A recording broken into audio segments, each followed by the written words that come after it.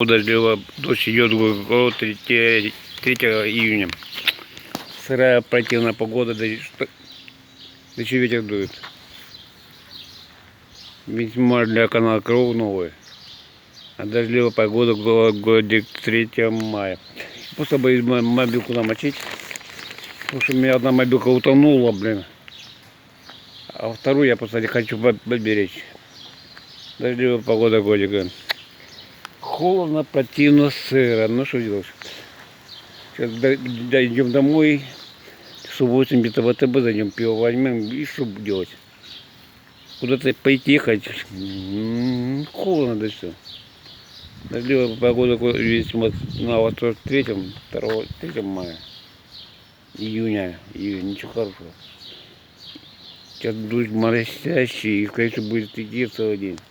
Ничего хорошего. Будем дома сидеть и пиво пытать, да и все. Это хорошо.